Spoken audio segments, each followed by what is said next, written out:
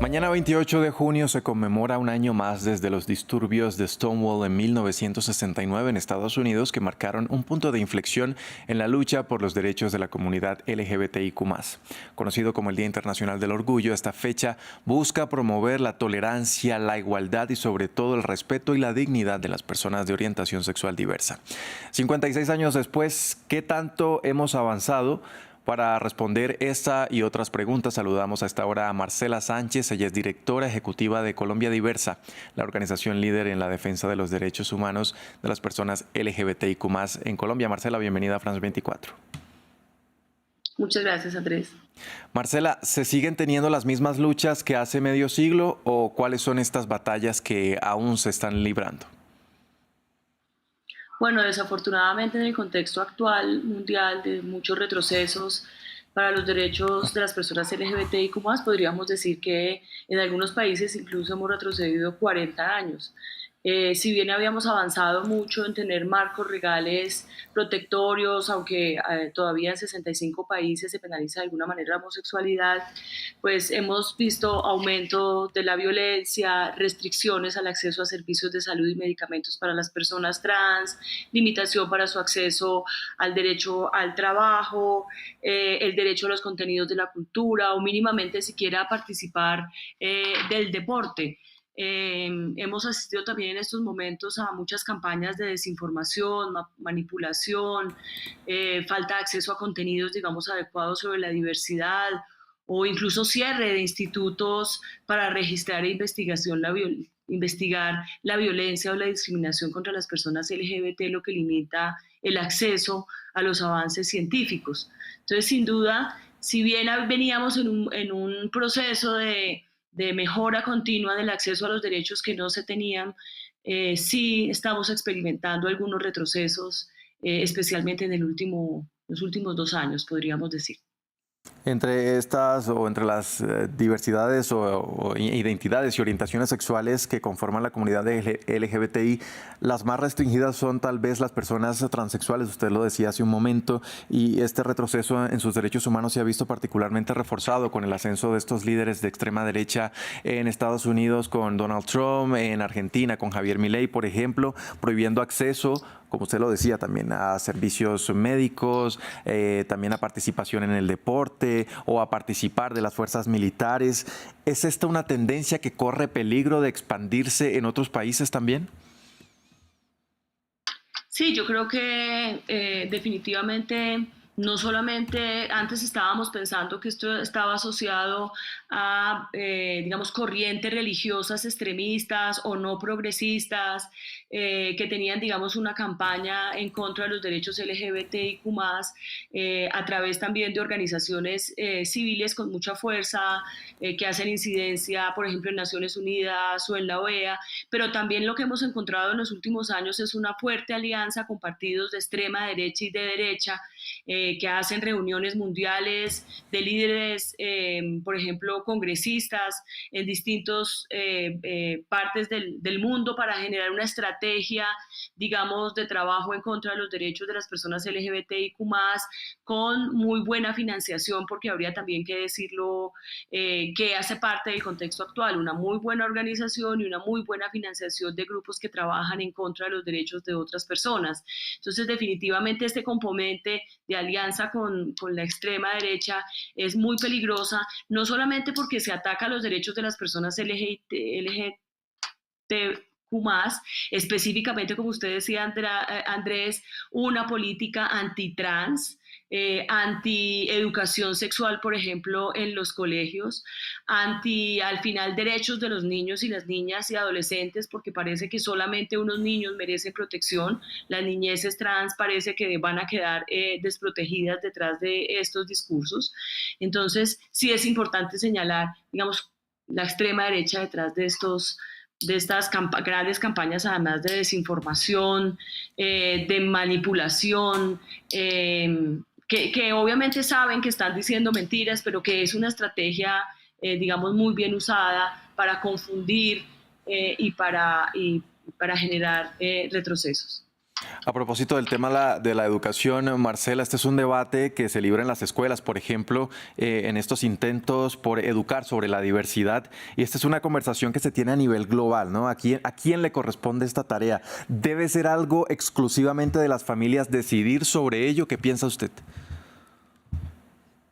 No, la comunidad educativa está formada, digamos, por un triángulo muy interesante que es los padres y madres de familia, la comunidad educativa, que incluye pues al personal administrativo y a los docentes, pero también a los estudiantes. Y más bien que un triángulo sería también más bien un cuadrado, porque ahí tendríamos al Estado. El Estado tiene la obligación de definir unas políticas educativas y es el representante de toda la sociedad.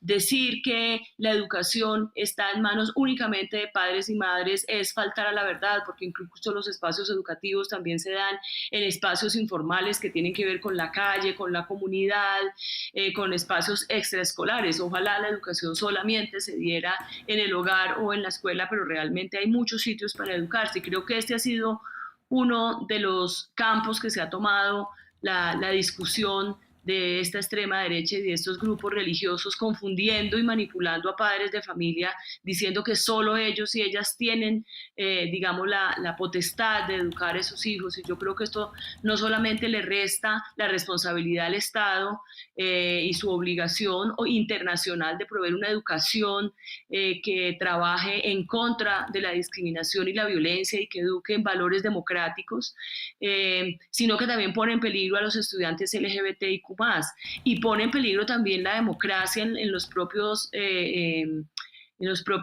sistemas educativos, donde no se educa para respetar la diversidad y para respetar las diferencias. Lo que están haciendo es generando pánico entre los padres y madres de familia, poniendo un discurso circular y diciendo que lo que se quiere con la educación en la diversidad es convertir a niños, niñas y adolescentes en gays y lesbianas, y eso realmente es completamente imposible, además de falso. Claro. Marcela, activistas de derechos humanos también advierten que esta cacería, si podemos decirlo así, contra las personas trans es solo el comienzo de una arremetida contra el resto de colectivo y contra otros grupos también y otros derechos como los de las mujeres, la libertad de expresión, ya metiéndonos en otros temas. ¿Qué decir al respecto? Sí, yo creo que lo que se ha demostrado, como decía anteriormente, es que empiezan por uno de los eslabones más débiles, más ilegítimos, sobre los que hay menos información, sobre los que hay más pánico, sobre lo que hay menos visibilidad, que es la población trans. Pero sin duda esto es una escalada frente a atacar la diversidad de familias, atacar la libertad de expresión y la libertad de participación. Ahí estamos viendo imágenes en pantalla sobre marchas, y ya tenemos países como Hungría que están restringiendo la mínima participación en una marcha. O sea, estamos retrocediendo más de 50 años en la posibilidad de participar del debate público, que ni siquiera decir de hacer participación política en partidos, que también seguramente que viene una discusión sobre por qué las minorías deben participar de la discusión y de la participación política. Entonces, yo creo que el mensaje más importante para este 28 de junio del 2025 tiene que ver con que empezaron con la población trans, pero van a seguir con otras poblaciones, con otros derechos, con otras libertades, porque finalmente cuando se ataca a una población, cuando hay un movimiento que trabaja en contra de derechos de otra población, lo que se está afectando y lo que se está debilitando es la democracia, es la libertad, es la igualdad, derechos por los cuales hemos venido luchando pues por más de 100 años para consolidar estados que trabajen por la igualdad, porque la igualdad no se da de hecho, la igualdad debe ser creada desde los estados, y creo que este sí es un llamado a que se siga fortaleciendo la participación, para que se sigan fortaleciendo las alianzas entre distintos movimientos, porque definitivamente tenemos que defender la democracia. Creo que ese es el principal mensaje que las personas LGBTIQ+ queremos dejar este 28 de junio. Fortalezcamos la libertad, la democracia, la igualdad, porque si no fortalecemos estos valores, todas y todas vamos a ser afectadas, no solamente las personas LGBTIQ+.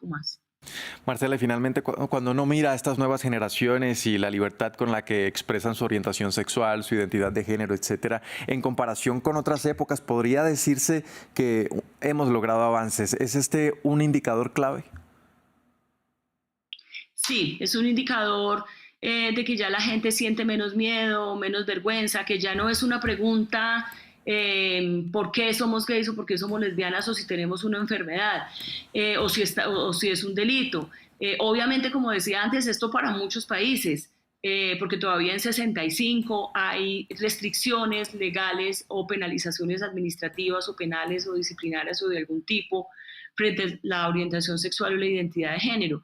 También hay que mirarlo con unos lentes un poco más complejos en términos de que en las grandes ciudades, para ciertas clases, para ciertas edades, puede ser que esto sea una realidad, pero si uno se va a contextos rurales, incluso a países avanzados en estos temas como Holanda o Canadá, o vamos a poner el ejemplo de Colombia, pues en contextos rurales o en Colombia de presencia de actores armados ilegales, pues por supuesto que no es lo mismo. No puede uno percibir unos avances tan uniformes, pero sí, sin duda, digamos, si uno compara con generaciones de mi edad, pues por supuesto que es muy distinto lo que está pasando hoy con los jóvenes. Pero también hay que llamar la atención que estos grupos antiderechos también, como suelen llamarse, porque trabajan en contra de los derechos de algunas personas, pues también tienen una estrategia con jóvenes y tristemente uno encuentra pues muchos jóvenes pues también con un pensamiento derecha,